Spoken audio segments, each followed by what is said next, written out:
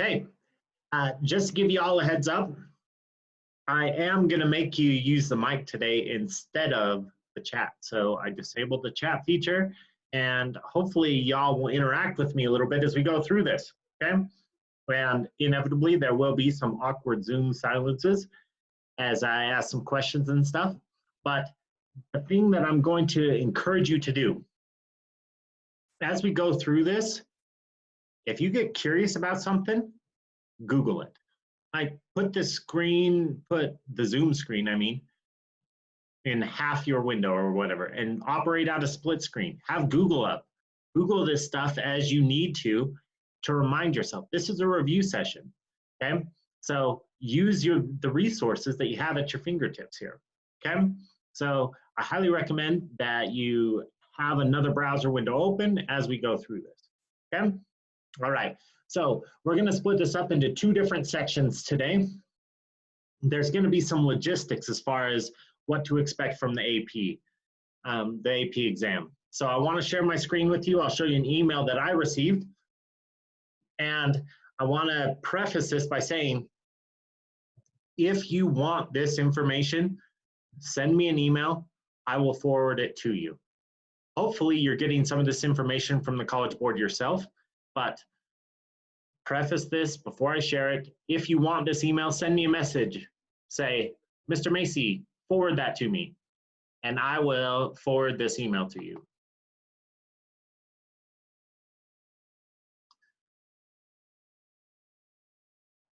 All right. Oh, sorry, just a moment here. Technical difficulties. Okay.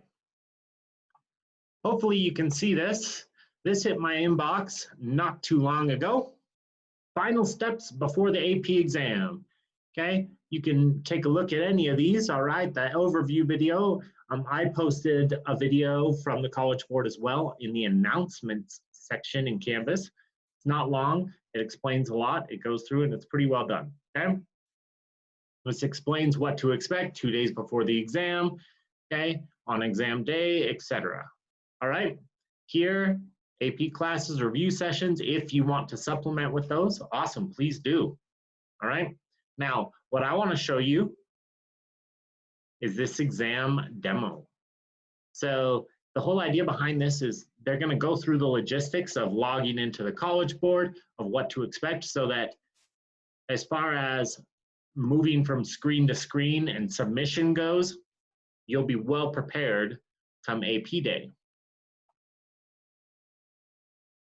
So here, this will be your AP ID. That will hit your inbox, or you can find it at My AP if you log into My AP. Okay, so that's what it says here. Your AP ID will be in the AP exam e-ticket that will mail you 2 days before each exam. And then you also need to know your initials. So here I'm just going to type in practice. This screen will show up. Demo question 1, submit your response. Demo question 2, submit your response. I'll let you tackle that on your own if you so choose. I'm just going to show you this personal information, that kind of thing, so that you understand where we're coming from. Okay, here, Ben, Macy, month, July 6, 1984.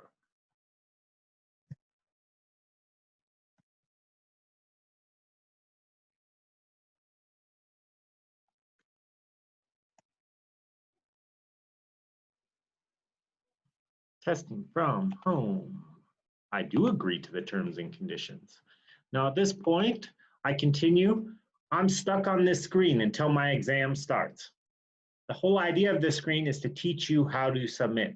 So if you take a look, attach a file, hopefully this will be pretty simple based on the fact that you're submitting stuff to Canvas all the time, okay? Now, please notice, okay? When you attach that file, these are the extensions, TXT, Doc, DocX, PDF, all right?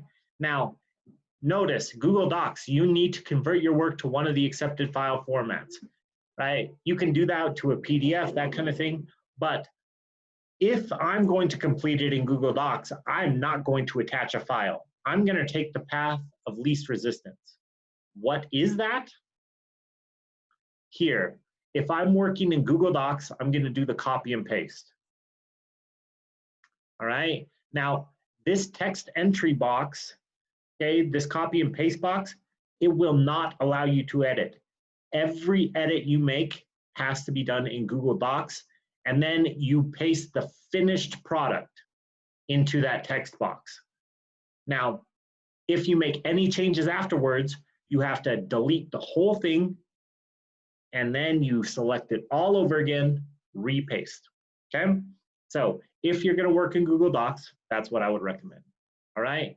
Now, you don't have to do Google Docs or Word. You could do it if you want. Submit your response in this manner, okay? Notice that's an example of an AP ID, initials, and then your written result. It doesn't matter if it's on paper, if it's lined, if it's not. If you want to do that, you may, okay? All right. So at this point, they'll go into the demo in about a minute and a half, but I'm not going to go into the demo, all right? I'll let you tackle that, but I wanted to let you know what to expect as far as 2 days before the exam, when you do log in, and what to expect when you submit your final DBQ, okay? All right.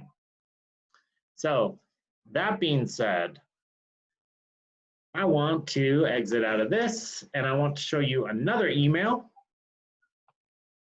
that I received a little earlier. Whoops, sorry about that. Okay. This is C-SPAN Classroom, C-SPAN Classroom, all right? They're hosting a cram for the exam. That's early, all right? Saturday, May 9th, 8 a.m. Eastern time. That's 6 a.m. Mountain time. It's early, but these dudes are pretty darn good. In fact, Fabric of a Nation, a brief history with skills and sources for the AP course. If I'm not mistaken, don't quote me on this, but if I'm not mistaken, we are going to be going with that at Judge. We're going to use that textbook for next year because our textbook it has some limitations. So I believe this is the textbook we're going to be using for next year, Fabric of a Nation. Now, if you want this information, send me an email. I'll forward it to you. If you want AP information from the College Board directly, send me an email. I'll forward it to you. Okay? All right. So that being said, any questions, concerns, doubts, anything at all while I'm on the subject? Feel free, spit it out. Use your mic. Spacebar opens it up.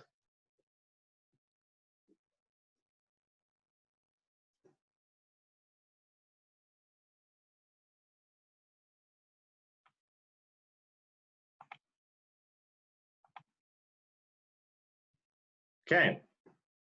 Well, then we are going to transition over to part 2 of the live lecture today. This is a review of chapter 12. Now, to give you a heads up, I am going to stop at the election of Abraham Lincoln, okay? Chapter 12 is leading up to the Civil War. As far as the Civil War goes, I'm counting on you to tackle that. A lot of that's going to come into your discussion board. Remember, the discussion board has you evaluate a few key battles.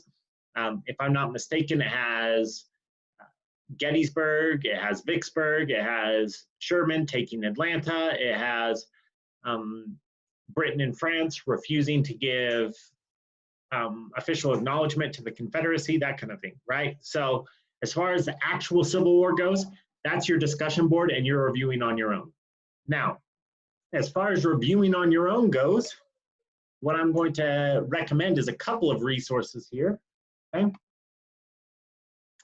As far as that review, I posted a link to this website. I lied. Where is, here it is, okay. I posted a link to this on our Canvas syllabus page, so essentially the home page. This is Gilder-Lehrman. Gilder-Lehrman does a great job. I think they're quite useful. You've got a video here, 13 minutes or so. You get a timeline, documents, okay? You get all kinds of information here, all right? So you look, timeline, break it down. These are all resources that you can use during this specific time period. Documents, okay? All of this can be helpful to you as you review time period 5. Okay, Gilder-Lehrman is great. The other thing that I highly recommend, my little girls are giggling in the background, sorry about that. The other thing that I highly recommend, the crash course videos are great ways to review. Seriously, they are great ways to review. All right, so highly recommend that. A lot in the modules, you have Gilder-Lehrman, a number of resources available to you. Find something that works for you, okay? All right, so that's Gilder-Lehrman. Hopefully that'll be useful to you. I think it's quite good. And we will move on to our PowerPoint presentation. Okay, it'll take me just a moment to fire this up.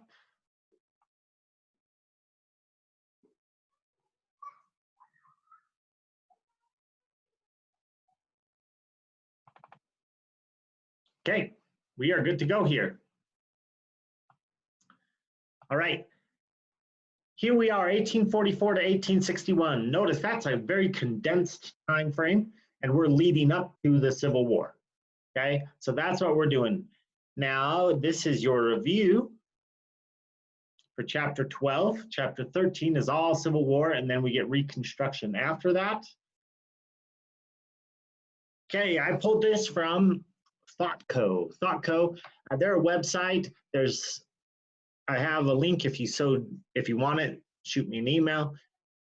If you Google this, Causes of the Civil War, ThoughtCo, it'll pull up. It's a guy named Martin Kelly. He puts forth this stance with this graphic. All right, that's where I pulled it from. He says there's 4 primary causes of the Civil War.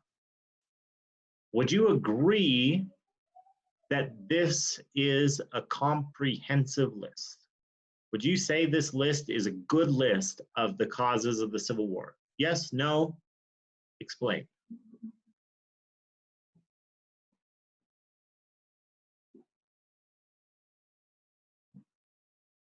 I would say yes, because it is like the 4 most consistent themes, I think, and each one has a good explanation, so it seems adequate. Adequate, okay. You know what, that's fair. That's fair, because the idea here,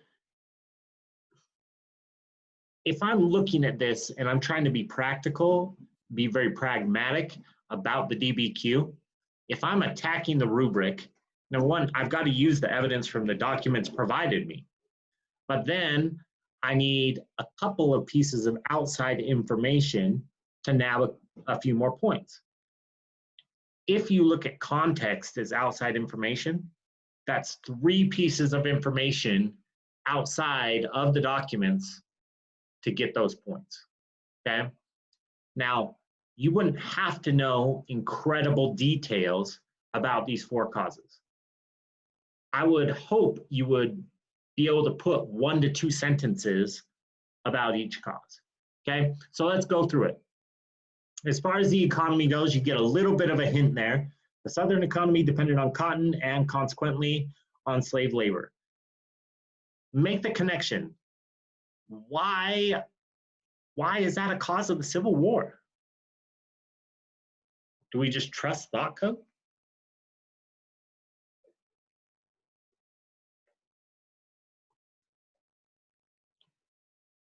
Push the space bar to chime in. It will temporarily unmute you.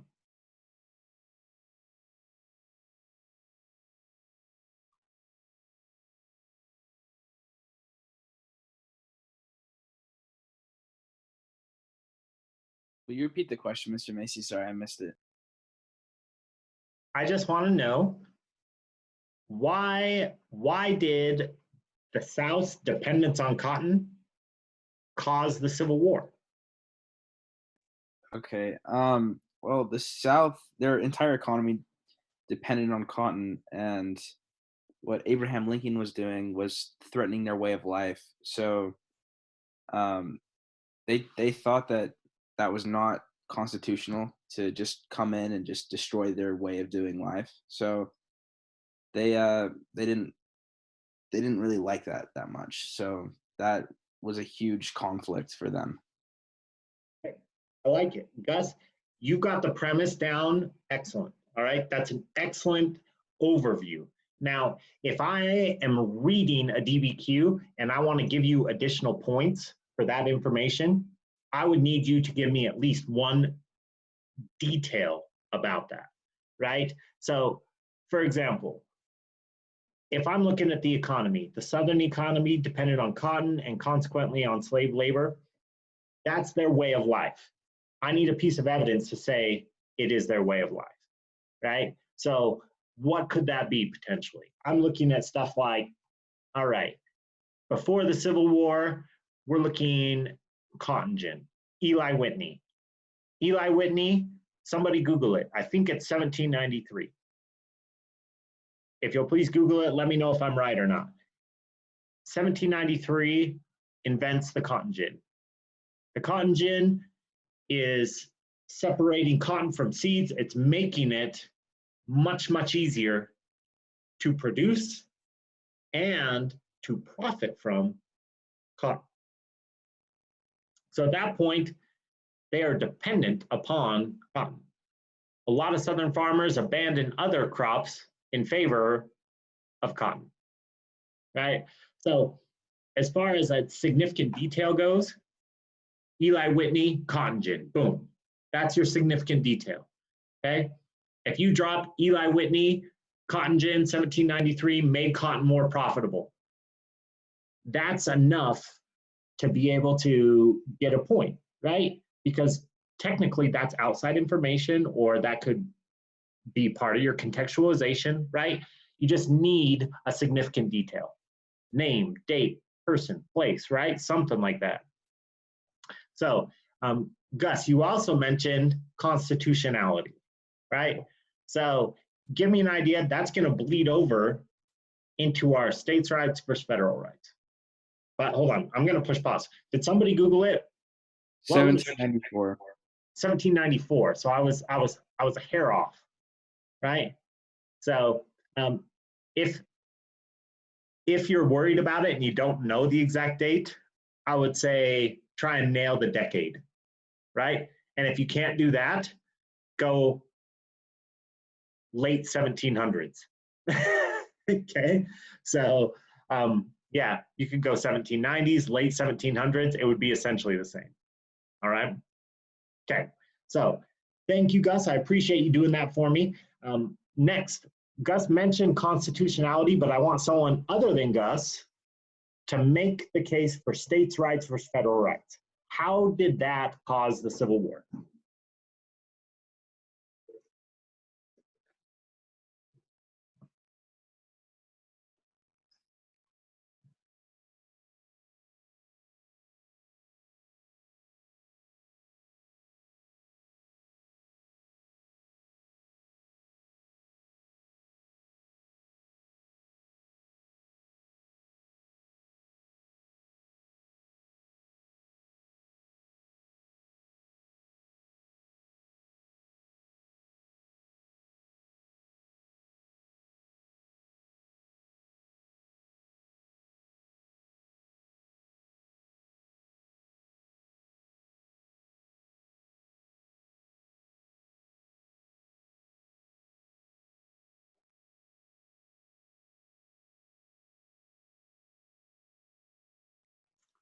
Take a look at that in the parentheses. The southern states wanted to be able to nullify federal acts. Can you give me an idea about that process? The South was really upset because the federal government was trying to regulate the abolition of slavery. And so they wanted to have the choice to not like, I don't know how to word it, but they didn't agree with that. So they wanted to be able to govern themselves based on state versus federal, I guess. Okay, good. I like that. So the whole idea here, if you're going to argue constitutionality, the 10th Amendment is all about states' rights. It's saying, hey, if it is not explicitly listed in the Constitution as a power of the federal government, that power is deferred to the states. And slavery was not mentioned explicitly, the right to govern slavery. If anything, they're saying that slavery is not interstate commerce. Slavery, that is a state institution. It's a state economic policy. Therefore, each state ought to be able to govern itself in that regard, right? Because if it's not listed in the Constitution, it defaults to the states. Now, if we're looking at that, that is an argument that a Southerner is going to make, okay? Ultimately, if you're looking at this and you're thinking, okay, as far as the abolition of slavery goes, if you're a Northerner, you're looking at this and you're thinking, well, hold on a second, okay? This affects everybody, all right? Slavery affects everybody. In fact, if you're looking at it and you're bleeding over into the economy, the fact that Northern farmers are competing with Southern farmers and Southern farmers have slave labor versus Northern farmers having hired hands, Northern farmers aren't going to be cool with that, right? They don't like the fact that the South, many people in the South, have free labor, right? So free labor that's in direct competition with them who have to pay for labor. How do they compete price-wise, right? That kind of thing, okay? If you're looking at states' rights versus federal rights, and you're looking at the federal government having supremacy, ultimately, Lincoln is going to say, hey, South Carolina, you cannot secede from the Union. You cannot break away from the Union, okay? That is not within your state's rights, okay? Ultimately, you are part of the United States of America and therefore are not an independent country and are considered to be a state in rebellion. So all of those states that try to secede from the Union are all considered by Lincoln to be under his jurisdiction and part of a rebellion, not a different country. Lincoln never recognized the Confederate States of America. He never recognized Jefferson Davis as president of a country, okay? So that's the idea of states' rights versus federal rights, all right? Okay, slavery, I think that one's an easy one, all right? That's low-hanging fruit. Election of Abraham Lincoln, 1860. That's gonna be at the very end of our presentation. That's where we'll wrap up. But if I'm putting forth an argument here, I would argue that of these four, slavery is the biggest factor in causing the Civil War. Now, a Southerner may argue states' rights versus federal rights, and I would vehemently oppose that, okay? Because slavery, to me, has the undertones in each and every one of these causes. Obviously, when it says slavery, it's explicitly the cause, but the election of Abraham Lincoln, why was South Carolina so worried about his election? They worried he would abolish slavery. States' rights versus federal rights, what's the question at hand? It's slavery. Is slavery a state right, or does it fall under federal jurisdiction? The economy, it's a question of labor, slave labor. So slavery is going to ultimately, it's going to be the preeminent cause of the Civil War, I would argue, okay? That's what I would argue. All right, so that being said, that's a general overview of the causes of the Civil War. Chapter 12 is going to deal with a greater time frame than that, and we're looking at this time frame of manifest destiny, westward expansion, and that's going to play into slavery, into leading causes leading up to the Civil War, okay? All right, so here, this is just to give you an idea of where the North stood, all right? 1850, 1850 fugitive slave law is essentially intact now, right? Here in the North, we have not only a large gathering, but a biracial gathering. That's progress. That is significant progress. You've got the Grimke sisters, you've got Frederick Douglass, you've got William Lloyd Garrison, all right? Abolition is on people's minds. Abolition not only is a moral question, but also in terms of the economic impact, that kind of stuff, right? So ultimately, it is on the minds of the people at this point in time. Ralph Waldo Emerson, prominent writer and author at the time. United States will conquer Mexico, but Mexico will poison us. So when it says a divisive war, we're talking Mexican-American War, all right? This is before the Civil War, and we have James K. Polk in office, okay? James K. Polk in office, all right?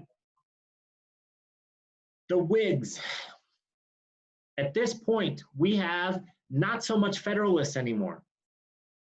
The Whig Party is going to be the primary party that's going to oppose Democratic Republicans, all right? So, or just Democrats, all right? So at this point, you're gonna have Whigs versus Democrats. Here, James K. Polk. Is James K. Polk waging this war in order to get more slave states in the Union? I don't trust him. This war appears to be causeless and wicked and unjust. So this war with Mexico, there is going to be a lot of question, and people are going to speculate that Polk is doing this to grab territory. And according to the Missouri Compromise, 1820, anything below 3630 becomes slave territory, okay? Anything below 3630, that 3630 parallel is slave territory. So Northerners are going to be very suspicious of Polk. What are his motivations? Now, to give you a little bit of context around the Whig Party, okay? U.S. history, major political party active in the period 1834 to 54.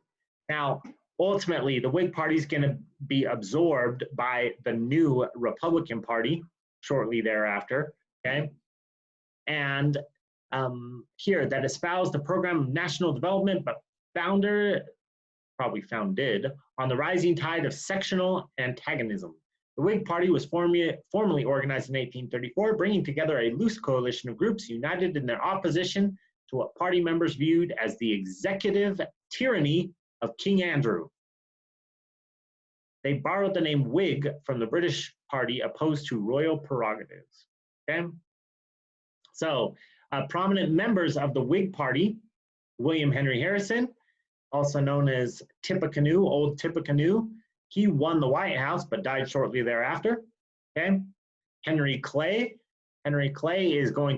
he had a huge part in negotiating the Missouri Compromise. We'll talk about that in just a few minutes. He had a huge part in negotiating the Compromise of 1850. The dude was known as the Great Compromiser, okay? There was another Whig president that was elected. We'll talk about him in just a moment. But these are two prominent figures in the Whig Party. Okay, free soil in politics. We are going to see a small portion of the country going to subscribe to the Free Soil Party. Free Soilers, what did they want? They wanted Western Territory to be free from slavery. Okay, as far as politicians, like big name Free Soilers, you got Martin Van Buren. He ditched the Democratic Party. He was an Andrew Jackson fanboy originally, but then Martin Van Buren went over to the Free Soil Party. Okay, Charles Sumner is a senator. He's the guy that got beat down on the Senate floor by a representative from the South, Preston Brooks, okay? So those are two prominent free soilers. The Wilmot Proviso, we'll talk in just a moment. Slavery and Mexican cession, we already alluded to that, and then the election of 1848, all right? The whole thing in the background here is people are getting angry. Emotions are running on high and tempers are flaring up. Wilmot Proviso, this is a dude from the North, okay? He is challenging James K. Polk saying, hey, if this truly is not about expanding slave territory, outlawed. Say any territory gained with Mexico, outlawed. That's what he's saying, right? Ultimately, it's rejected. No, done. All right? So this idea of, hey, well, not so much this idea, but these events leading up to this point are giving conspiracy theorists a lot of ammunition. They're going to have so much anecdotal and circumstantial evidence that they're going to start connecting the dots, and they're going to throw some wild conspiracy theories out there, okay? So this is where I'm going to ask you, what is the slave power conspiracy? If you don't know, Google it. Google it right now. I'll wait for somebody to chime in and describe the slave power conspiracy for me.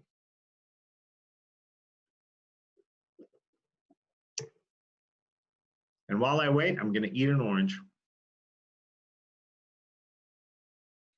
All right, I think I have your answer, Mr. Macy. I didn't even get to eat my orange, Gus. All right, well, Do I'm it to sorry. it. Slave power conspiracy was like a conspiracy that the people thought that the government was planning to turn all of the United States into territory that allowed slavery. People thought that leaders in government were like, I don't know, they were conspiring to make the economy run based off slavery. Okay. All right, good. So if I'm going to take that and I want to drop this into a DBQ, what I need, if I'm going to drop slave power conspiracy into a DBQ, I need one specific detail. Somebody besides Gus, he already helped me out, chime in, tell me, give me one piece of circumstantial evidence to support the slave power conspiracy. It's orange time.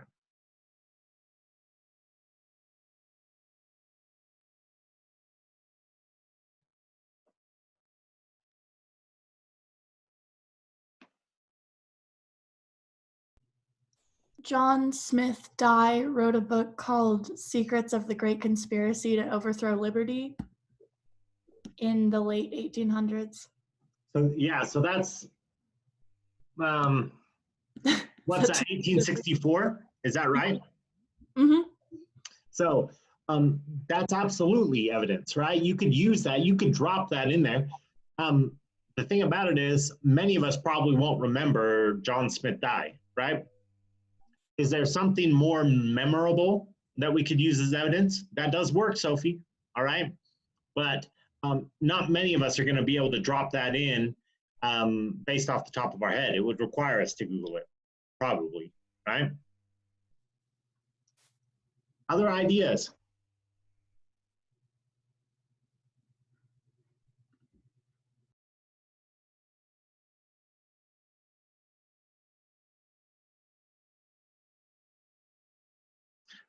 So let's play off of Sophie's comment. That was 1864, so that's near the end of the Civil War. That means a lot of crap happened before then. Give me an idea. We're looking at the 1800s. We've got the era of good feelings. We got Jefferson, Southerner, right? Virginian. James Madison, Virginian. James Monroe, Virginian. And then you get is it John Quincy Adams after that? But then you have Andrew Jackson jumping in. The vice president at that point was Henry Clay from Kentucky, with John Quincy Adams. Her Secretary of State was Henry Clay, the corrupt bargain. Andrew Jackson, Tennessee, Southerner. Like, what about after Andrew Jackson? Who was the president? If you need to, Google it. Was it Garfield? Garfield is after Civil War. Good guess. Garfield is after Civil War. Who takes over after? Was it Martin Van Buren? You got Martin Van Buren. Martin Van Buren, he also is, if I'm not mistaken, he's a Southerner. Someone fact check that for me. Martin Van Buren, is he a Southerner? I know he's a Jackson fanboy. He was all about party politics.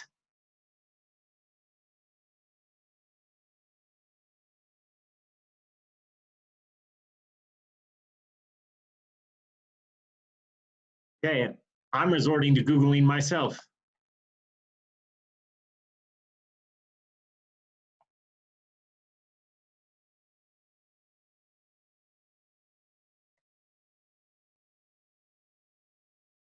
President's timeline.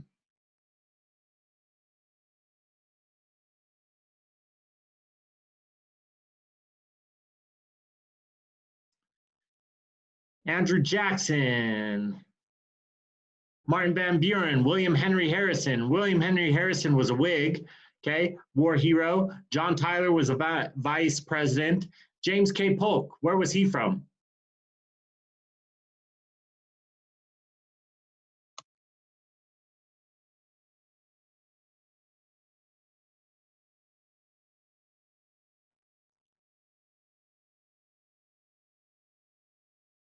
Look at that, North Carolina, okay?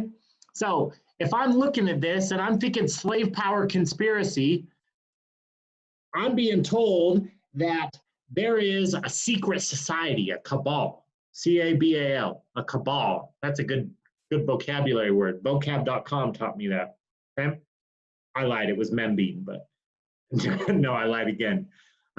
Anyway, there's a secret society, a cabal, that's saying that Southerners and slavery sympathizers want to rule the United States. How do I know this? Jefferson, slave owner. Madison, right? Southerner. James Monroe, Southerner, right?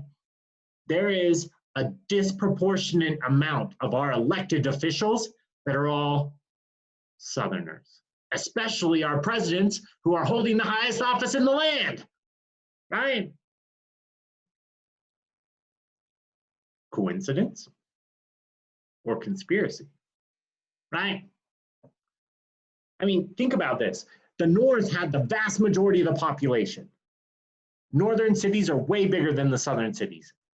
The voting population suggests that the House of Representatives ought to be dominated by Northerners, right? And they had a slight majority, okay?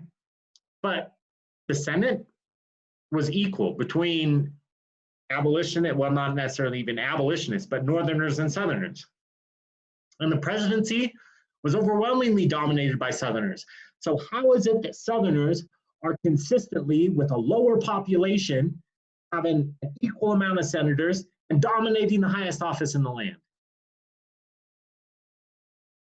We have the slave power conspiracy, right? And then 1850, we'll get to this a little bit later as well. Henry Clay negotiates the Great Compromise, or not the Great Compromise, sorry, the Compromise of 1850, and gets the fugitive slave law put into place, right? And the fugitive slave law is incredibly harsh. And Northerners they're all kinds of ticked. How on earth could our government allow this to happen? Slave power conspiracy. right? So that's what we're looking at here, okay? All right, we're going back to the PowerPoint. Okay, backing up just a little bit. Here we are, Mexican-American War. You see the territory that ultimately was gained from the war with Mexico, okay? This in blue was known as the Gadsden Purchase. So if you want to look it up, there's actually a pretty funny, I can't remember if it's on Kimmel.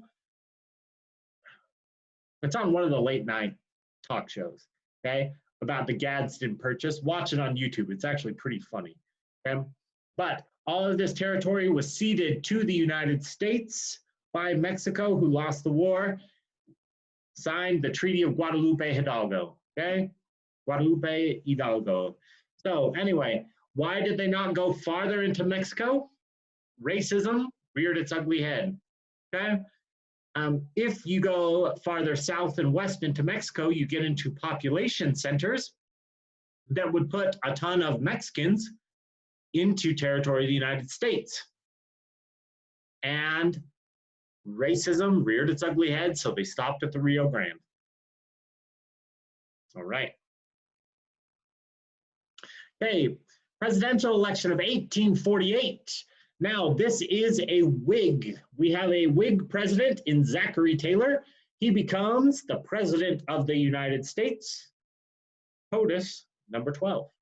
All right, very uneventful. He is going to be around for a little bit during this whole debate over slavery, but he's going to die not too long into his term. Okay?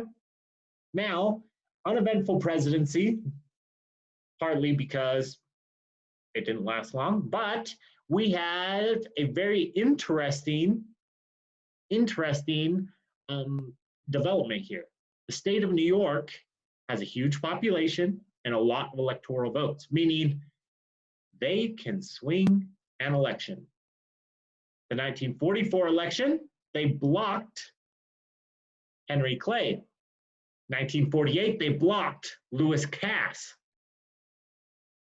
They are on board with abolition.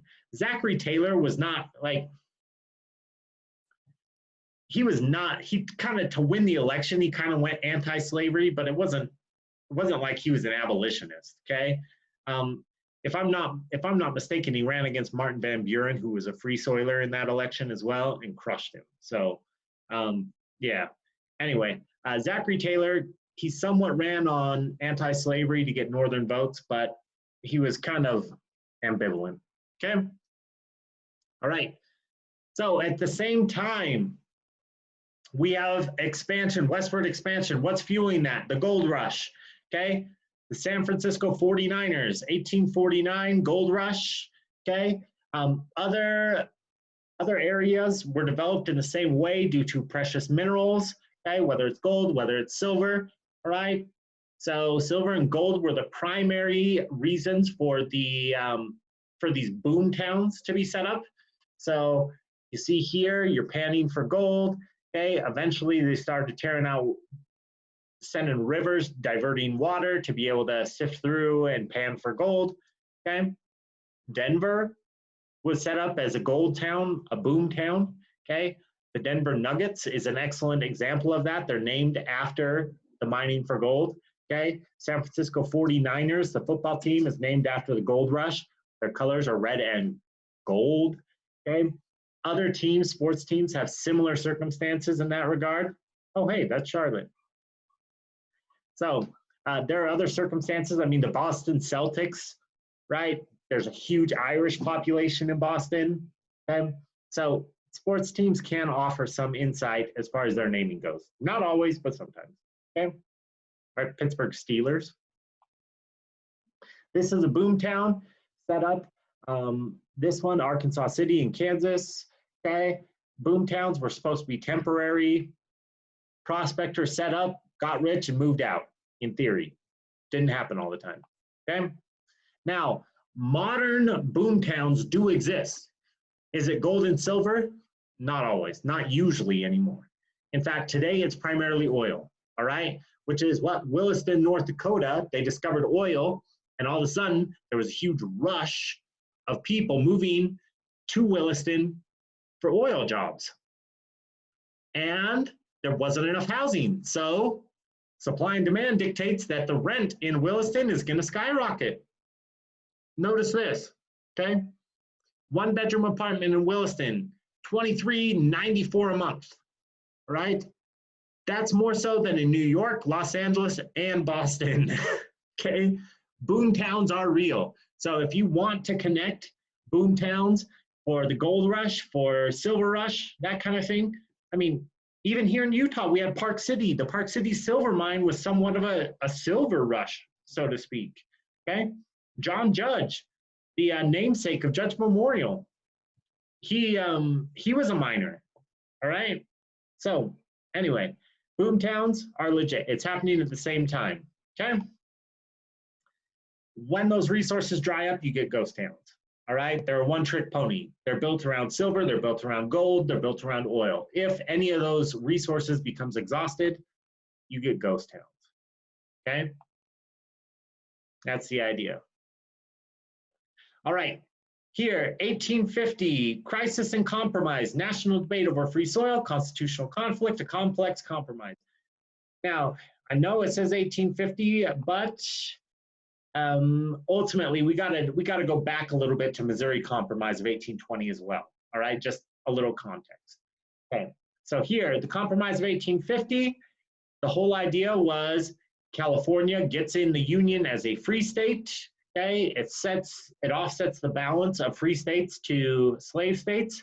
However, Stephen Douglas advocates popular sovereignty, the ability of a territory to vote, and the Kansas-Nebraska Act of 1854 is going to revoke that line of 3630, the Missouri Compromise line, and say, yeah, we're going to let territories vote to see if they want slavery or not, okay? So that's what you see, all right? Utah Territory, New Mexico Territory, and you notice in blue, voters allowed to decide whether to permit slavery, okay? All right, over here in these territories, all right, Nebraska, Kansas, voters allowed to decide whether to permit slavery. That's the idea of popular sovereignty, okay? All right, so here, the end of the second party system, abolitionist movement grows, Fugitive Slave Act, Harriet Beecher Stowe, Uncle Tom's Cabin. I'll show you a graphic in just a moment. Ableman versus Booth. This is interesting. The federal government, the Chief Justice was Roger Taney. He made some poor decisions, okay? But Ableman versus Booth, essentially, he took the Supreme Court and said, yeah, you cannot nullify a federal law, all right? And in Wisconsin, somebody had violated the Fugitive Slave Act. The Supreme Court of Wisconsin had said, oh yeah, we're gonna go ahead and nullify and say that your prison term is gone, boom, right? Essentially, that's what the idea is, okay? And then it was appealed to the Supreme Court, and the United States Supreme Court overruled Wisconsin Supreme Court based on federal law as opposed to state law, okay? So could you consider this part of the slave power conspiracy? Maybe. They've even infiltrated the Supreme Court. Dun, dun, dun. Okay? All right. So that's what we're looking at here. Okay? Just in case you were curious, the first party system was Federalists versus Democratic Republicans. Second party system, Whigs versus Democrats. All right? So when it says the end of the second party system, that's the end of the Whigs versus Democrats. What's it going to become? Republicans versus Democrats. Here you have Uncle Tom's Cabin, okay? Ultimately, what's the impact here? Harriet Beecher Stowe, she wrote this, it made slaves human. People in the North, they could relate, they could empathize with slaves. It made the South so mad. I mean, she was villainized, and they made her into such an antagonist in the South, okay? Because it made slaves human and made Northerners sympathize with I mean, the tragedy that was chattel slavery, okay? So That's what we're looking at here. All right, immigrants, know-nothings. We got to hustle through this. I'm going to really cruise here. There was prejudice all over the place. So if you want to talk prejudice, there was prejudice against numerous minority groups. Obviously, slavery is still intact. There's one.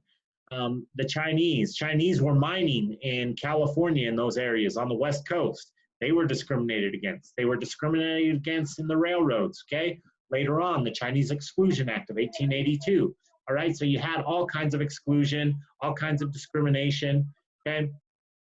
Immigrants were treated very poorly on the East Coast as well, but it wasn't so much Chinese immigrants. You had immigrants coming into New York consistently, and Irish were hated, Jews were hated, there was anti-Semitism, okay? So you're looking at that. Yes, there was discrimination on multiple levels against multiple minority groups, etc. Okay. Nativism here, nativist clash in New York, 1857. New York had Ellis Island. It had, well, eventually Ellis Island, but New York was a huge hub, and so immigrants would come through New York and then disperse, right? And so New York was a hotbed for immigration. You had Irish there, you had Germans there. Parts of New York, Kleindeutschland was Little Germany. You have, I mean, even later on, you're going to get Spanish Harlem, right? You're going to get Dutch sector. I mean, it was called New Amsterdam before it was called New York, right? You've got Dutch, you've got Russians, Russian Jews, you've got Germans, you've got, I mean, all kinds. It was a melting pot, so to speak, right? Incredibly diverse, and nativist tendencies caused conflict. There was friction. Here, you notice causes of incredible immigration, German revolutions here, Irish potato famine, right? So that's what we're looking at here, the surge in immigration, okay? All right, we got to keep rolling. Okay, here. Now this is where we backtrack a little to give you some context. The Missouri Compromise. Missouri Compromise. Here we are in 1820. Representative Talmadge from New York, okay, a northerner. He's looking at this issue of, hey, Missouri wants to come into the Union. They want to come into the Union, but it would throw off the balance of slave states to free states. So who is it going to be? Are you going to side with the North or are you going to side with the South? So Representative Talmadge, a northerner, adds an amendment into the application for statehood, essentially, and says, hey, this includes gradual emancipation. Like, we're talking no new slavery, and the slaves that already exist, they get emancipated at age 25, right? So the South was not cool with it. It did pass the House, but failed in the Senate. Once again, the House is based on population, and you have Northerners in the House of Representatives, but the Senate failed it, okay? It did not pass the Senate. Then Henry Clay, our great compromiser, he comes in as a senator from Kentucky. He negotiates and says, hey, listen, we got another application for statehood from Maine, which was part of Massachusetts at that point. We got another application for statehood from Maine. Let's get Maine into the Union. Let's get Missouri into the Union. And we'll draw this line at 3630 saying that anything north of that is free, anything south of that is slave. So that's his compromise, okay? Ultimately, he gets a few people on his side and they push it through, okay? They push it through. Missouri is a slave state, Maine as a free state. But it was incredibly controversial, okay? So that's what you see here, this 3630 line, and it's supposed to go this way, all right? Now, a few years later, you're gonna realize that this territory, what is now Texas, and then New Mexico, Utah territories, California, that's all gonna become part of the Union as well, right around 1850, okay? All right, so that's what you see here, okay? Now, this is something that I think is very important for us to understand. The Missouri Compromise was incredibly divisive, okay? Thomas Jefferson wrote this to another politician at the time. Jefferson is still alive and well. He's out of politics at this point, and you can see from this letter that he sent, this dude, James Holmes, okay? He sent this letter, and he talks about the impact of the Missouri Compromise. That's what it says here when you see the Missouri Question, okay? The Missouri Compromise of 1820, all right? Okay, so here, he's going to talk about this, and he says, I had a long time ceased to read the newspapers or pay attention to any public affairs, confident they were in good hands, and content to be a passenger in our bark to the shore from which I am not distant. But this momentous question, slavery, like a fire bell in the night, awakened and filled me with terror. I considered it at once as the knell of the Union. A knell is primarily, it's like you ring a bell, it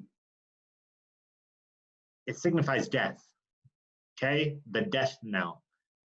Death, like a funeral procession, okay? So the knell of the Union. It is hushed indeed for the moment, but this is a reprieve only, not a final sentence. A geographical line, 3630 parallel, coinciding with a marked principle, moral and political, once conceived and held up to the angry passions of men, will never be obliterated. And every new irritation will mark it deeper and deeper. I can say with conscious truth that there is not a man on earth who would sacrifice more than I would to relieve us from this heavy reproach in any practicable way. What's he saying here? He's saying, hey, if we could get rid of slavery, I would do it if it were practical. The cession of that kind of property, for so it is misnamed, slaves, property, Jefferson is saying, hey, they shouldn't be called property, but that's the reality of it, is a bagatelle. A bagatelle is like child's games or child's play, right? Okay, is a bagatelle, which would not cost me in a second thought. In that way, a general emancipation and expatriation could be effected. And gradually, and with due sacrifices, I think it might be. He's a supporter of emancipation and sending slaves back to Africa. Okay? Now, bold letters. I think this is very salient. If you want to write it down, you can write it down. Okay? Jefferson quote about slavery. But as it is, we have the wolf by the ear, and we can neither hold him nor safely let him go. I think that is such powerful imagery. You have a wolf by the ear. That's the issue of slavery.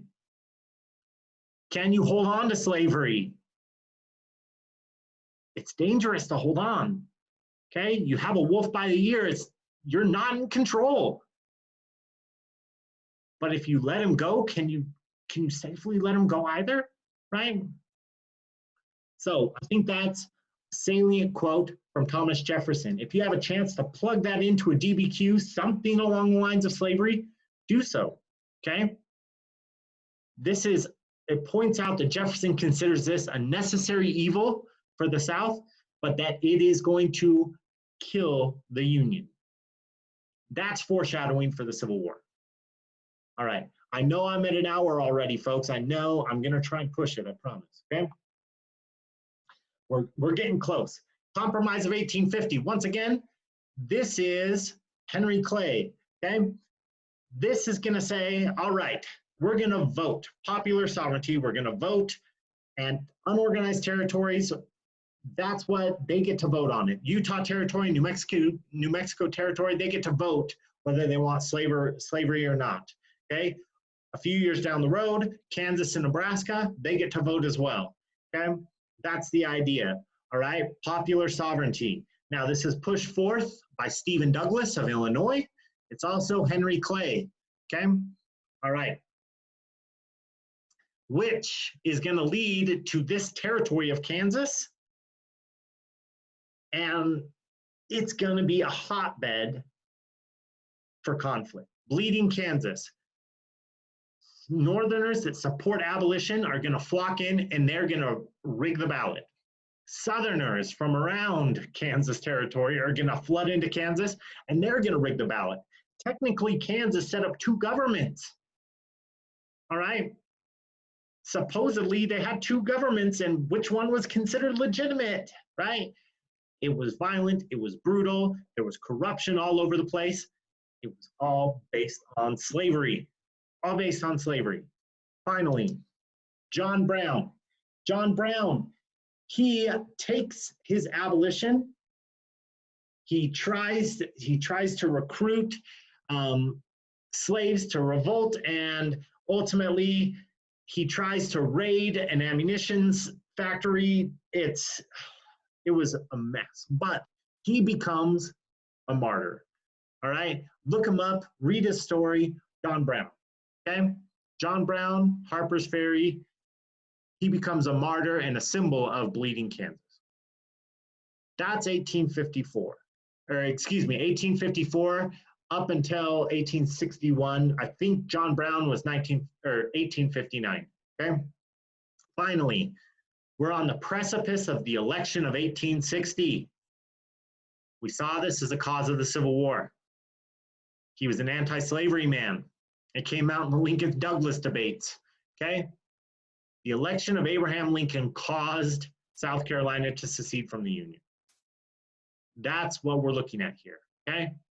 The election of 1860 caused South Carolina to say, we're done, and they seceded from the Union.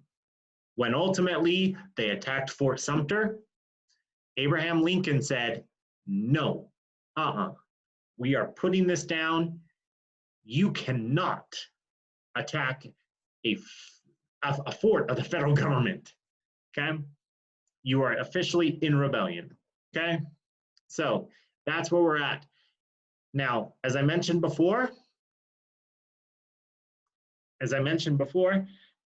the Civil War, the battles, that kind of stuff, you get to explore the impact of that through the discussion board, etc. Okay? Reconstruction, you get to tackle that on your own as well.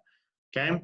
So we'll talk a little bit about documents of this era on Thursday, and I will send those out to you on Wednesday so that you can review them, and then Thursday we'll talk about them during a shorter session.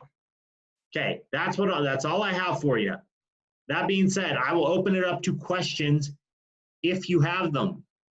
If you don't have questions, we're wrapped up for today. Mr. Macy, I have a quick question. Do it to it. Go ahead. So in your when we took tests like of DBQs in class, you would like give us a pretty broad prompt. Like for the AP exam, will they like give examples from like time period 1, like per se, like, and then you'd have to like know every event in time period 1, or will it be like similar to yours? Well, here's the thing. All the DBQ prompts that I took from, I took them directly out of old AP tests. So I would say, yes, they will be somewhat broad, because the whole idea here is they need to measure an incredible breadth of knowledge, like a wide range of knowledge. So I would say that this question, I would say it's going to encompass a good chunk of time periods 3 to 7. Okay, I have no idea what that would be, right? I just don't know, and I don't think anybody knows. People can speculate, but the College Board keeps, I mean, they play it pretty close to the vest, so to speak. But what I would do is, I think I would have essentially a cheat sheet in front of me of each time period, of a few important people, names, dates, etc., of each time period, and I would have 5, right, as a quick reference sheet so that I could reference it if I needed to. Does that make sense? Yeah, thank you so much. Yeah. Other questions, comments? If not, you can log out. thanks for coming. I know I ran a little overtime. I apologize. So it's next Friday, right? Correct. And is it at 12 or 2? It's at noon. So Okay. 2 o'clock Eastern time. And because of the time zone difference, we're 2 hours earlier. Okay, perfect. Thank Yep. you. You're welcome.